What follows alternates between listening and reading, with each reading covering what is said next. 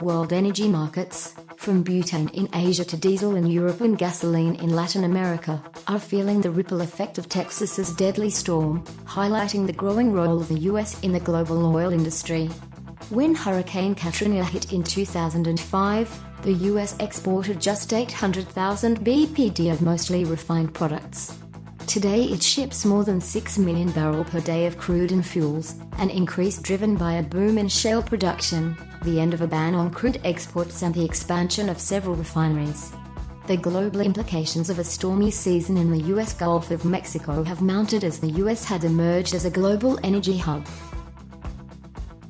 The effect of Tropical Storm Harvey on oil markets is opening an almost unprecedented opportunity for traders to make money, shifting around crude and refined products by ship.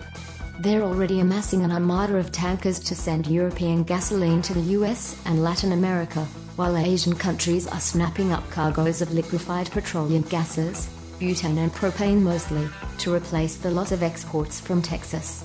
The concentration and connectivity of the most important energy region in the world is going to test global energy security.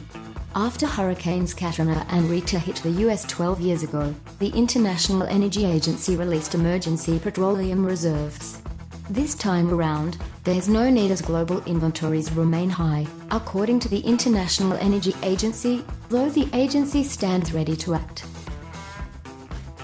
The U.S. Department of Energy released a small amount of crude from strategic reserves on Thursday, meeting a request from a single refinery for extra barrels. The country's oil system remains severely handicapped after Harvey made a second landfall between Texas and Louisiana on Wednesday. Flooding and power failures have reduced U.S. fuel-making capacity by about 4.25 million barrels per day, a quarter of the country's total and equivalent to the refining capacity of France and Germany combined. The drop in output has cut supplies to the major Colonial Pipeline, which takes gasoline from Texas and Louisiana to the U.S. East Coast. Its operator shut its main diesel line late Wednesday and planned to halt its gasoline link Thursday. The move drove up U.S. gasoline wholesale prices above $2/gallon for the first time since July 2015. As traders scrambled to cover their positions, they sent the price spread between the most immediate futures contract and subsequent deliveries sharply higher. While fuel prices rally, crude markets are stumbling. With refineries across Texas closed, including the largest U.S. plant, oil demand has dropped, putting pressure on prices from West Texas Intermediate to Brent. West Texas Intermediate is down 1.7% this week. Harvey's full impact will only be known once refiners assess the damage to their flooded plants. Unlike during Katrina and Rita, most were able to carry out a controlled shutdown ahead of the storm, reducing the chance of long-lasting equipment problems. Still, a short-term supply squeeze will have far-reaching effects. Latin America relies on imports from Texas and Louisiana.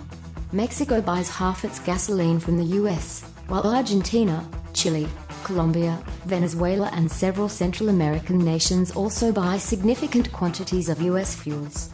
Brazil purchases about 400,000 barrels per day of U.S. petroleum products, up from just 15,000 a day in 2005.